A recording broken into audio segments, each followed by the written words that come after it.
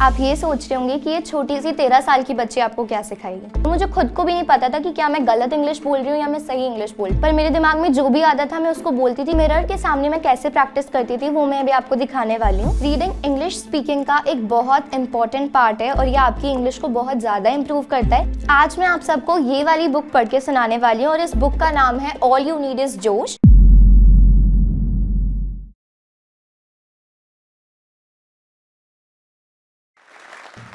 Hi everyone, I am तेजस्वी राजपूत। मैं 8th class में हूँ और मैं 13 इयर्स की हूँ। आज मैं जोश टॉक्स में आई हूँ और आज मैं आपको ये बताने वाली हूँ कि मैंने अपनी स्कूल टाइम में ही अपने बेटर फ्यूचर के लिए इंग्लिश कैसे सीखी। तो सबसे पहले आप ये पूछेंगे कि इंग्लिश सीखनी क्यों है।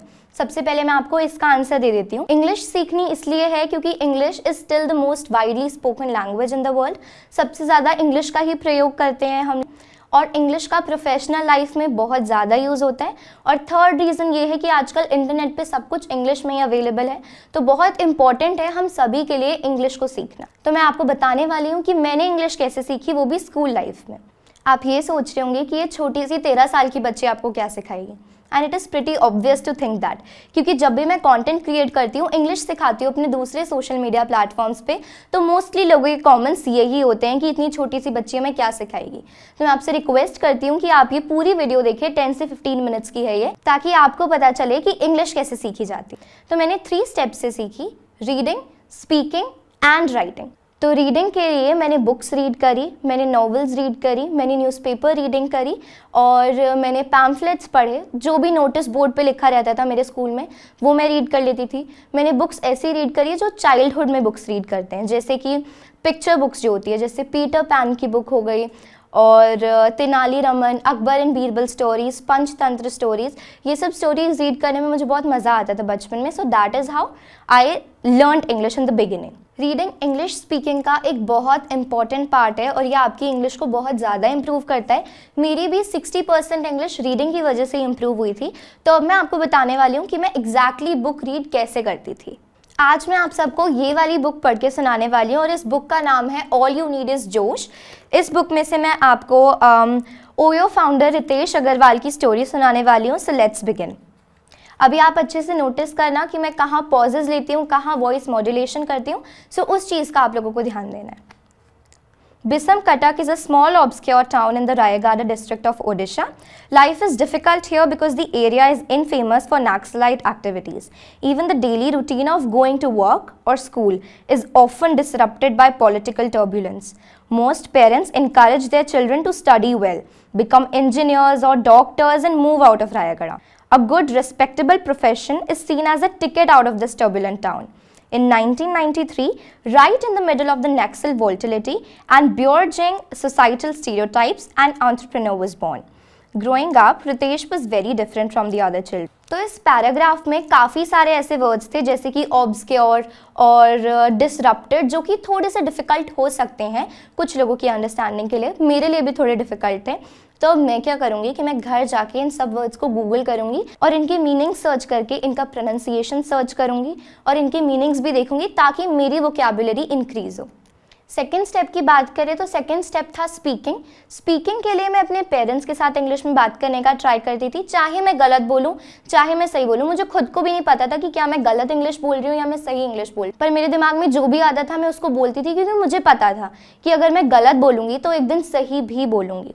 जब गिरोगे तब ही उठोगे। जब मैं मम्मा के साथ ऑफिस भी जाया करती थी ना, तो पीछे स्कूटी पे बैठ के मैं मम्मा के साथ हमेशा इंग्लिश में ही कॉन्वर्जेशन करती थी और बातें कुछ ऐसी होती थी कि मम्मा कल टिफिन में क्या पैक करोगे, ऐसी जनरल बातें करते थे हम लोग। But it's like you should speak about something. ये नहीं कि आपका दिमाग ब्लैंक जा रहा है, आप कुछ भी बात करो अपने पेरेंट्स के साथ या अपने फ्रेंड्स के साथ या ऑब्जेक्ट्स के साथ भी कर सकते हो, but you should at least speak something.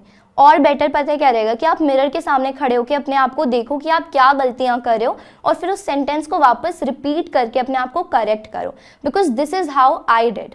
तो मिरर के सामने मैं कैसे प्रैक्टिस करती थी वो मैं अभी आपको दिखाने वाली हूँ। जैसे मेरे सामने मिरर है, मैं उसके सामने खड़ी होकर अपना इंट्रोडक्शन की जब प्रैक्टिस करती थी तो मैं एक लाइन को कम से कम 2 टाइम्स रिपीट करती थी, फिर उस पूरे पैराग्राफ को कम से कम 2 से 3 बार रिवाइज करती थी, क्योंकि जब तक मैं बार बार नहीं बोलूँगी तब तक मैं सीखूंगी नहीं। तो बार बार बोल के मैं आपको बताती हूँ मैं कैसे करती थी। So my name is Tejaswi Rajput, my name is Tejaswi Rajput. इसको बस एक बार रीड आउट कर लिया, बार बार रट्टा नहीं मार, because in that way you will never be able to learn. उसके बाद दूसरी लाइन पे आए, I am in grade 8, I am in grade 8, पहले उसको रिवाइज किया, फिर वापस उसको दोनों लाइन्स को बोला, I am Tejashwi Rajput, I am in grade 8, फिर उसके बाद थर्ड लाइन पे मूव ऑन करें। ऐसे करके मैंने अपना इंट्रोडक्शन याद किया था when I was a kid. अगर अब तीसरे स्टेप की बात करें तो वो है writing, and this is very very important, क्योंकि ये बहुत ज़्यादा वैल्यू होल्ड कर दे। लोगों को पढ़ना भी आ जाता है, लोग हल्का फुल्का बोल भी लेते हैं, बट प्रॉब्लम कहाँ आती है कि ईमेल्स कैसे लिखें, कैप्शंस कैसे लिखें, टेक्स्ट कैसे टाइप करें, अपने फ्रेंड्स को मैसेजेस कैसे भेजें। तो उसके लिए मैंने क्या किया था, मैंने फिक्शनल स्टोरीज अपने माइंड में क्रिएट करी। कुछ भी ऐसी कहानियाँ जो मेरे साथ हुई भी नहीं है वो मैं झूठी कुछ भी अपनी डायरीज़ में लिख देती थी, नोटबुक्स में और डायरीज़ में, और वैसे ही मेरी इंग्लिश इंप्रूव हुई। कुछ भी लिखती थी कि मेरा दिन कैसा गया, या अगर मुझे किसी की कंप्लेन करनी होती थी कि मम्मा आज दीदी ने मेरे साथ ये किया, तो वो भी मैं डायरी में लिखा करती थी, और लेटर्स लिखती थी मैं मम्मा को। जब मम्मा ऑफिस जाया करती थी तो मैं उनको लेटर्स लिख के, और जब वो आ जाती थी तो उनको वो लेटर्स पढ़वाती थी। So that is how I improved my English. तो मैं ये नहीं कह रही कि मैं इंग्लिश में बहुत ज़्यादा परफेक्ट हूँ, I still need to work upon my English a bit, I still need to brush it up, because कोई भी लैंग्वेज ऐसी नहीं है कि आपने थोड़ी बहुत सीख ली तो इट्स इनफ, नहीं, आपको टाइम के साथ अपडेट होना पड़ता है। तो अभी भी मैं घर जाके डायरी एंट्री करने वाली हूँ कि आज जब मैं जोश टॉक्स में आई मेरे साथ क्या नया हुआ, क्या मेरे साथ चीज़ ऐसी हुई जो अच्छी नहीं थी, क्या ऐसा हुआ कि बहुत अच्छा था। तो मैं ये सारी चीज़ें अपने डायरी में लिखने वाली हूँ। So that is how I think I will improve my English. तो अभी मैंने आपको 3 स्टेप्स बताए, रीडिंग, स्पीकिंग एंड राइटिंग। तो अब आपको कमेंट सेक्शन में बता रहे हैं कि आप अपनी इंग्लिश स्पीकिंग की तैयारी किस तरह से करने वाले हैं। अगर आप भी इस वीडियो के एंड तक आ गए हैं तो मेरी तरह आप भी इंस्पायर जरूर हुए होंगे। दोस्तों, आपको पता है हम सब बड़े सपने देखते हैं, लेकिन हम में से कुछ ही लोग हैं जो अपने सपने को पूरा कर पाते हैं। और आपने कभी नोटिस किया है, जो भी लोग अपने गोल को अचीव कर पाते हैं उनमें एक कॉमन स्किल होती है, और वो क्या है? अच्छी कम्युनिकेशन स्किल्स और इंग्लिश बोलने की स्किल। और अब हम भी इस स्किल को मास्टर कर सकते हैं जोश स्किल्स ऐप के साथ। यहाँ पे हमें daily vocabulary, grammar, reading, writing practice के साथ साथ अपने ही जैसे लाखों स्टूडेंट के साथ इंग्लिश में बात करने का भी मौका मिलता है। इससे हम अपनी इंग्लिश की फ्लुएंसी जो है वो इम्प्रूव कर सकते हैं। तो चलिए आज ही अपने सपने की ओर पहला कदम लेते हैं भारत के number 1 spoken English learning app जोश स्किल्स के साथ। जोश टॉक्स अब स्पॉटिफाई एक्सक्लूसिव पॉडकास्ट है, जिसके साथ जोश टॉक्स की सभी कहानियां ऑडियो फॉर्मेट में अपलोड होंगी केवल स्पॉटिफाई पर। और हाँ, अगर आपको ये वीडियो अच्छी लगी तो आप जोश टॉक्स पॉडकास्ट को फॉलो कर सकते हैं और सुन सकते हैं ऐसी कई प्रेरणादायक कहानियां सिर्फ स्पॉटिफाई पर। इस वीडियो के बारे में अपनी राय नीचे कमेंट सेक्शन में हमें बताएं और अपने दोस्तों के साथ ये वीडियो शेयर करना ना भूलें।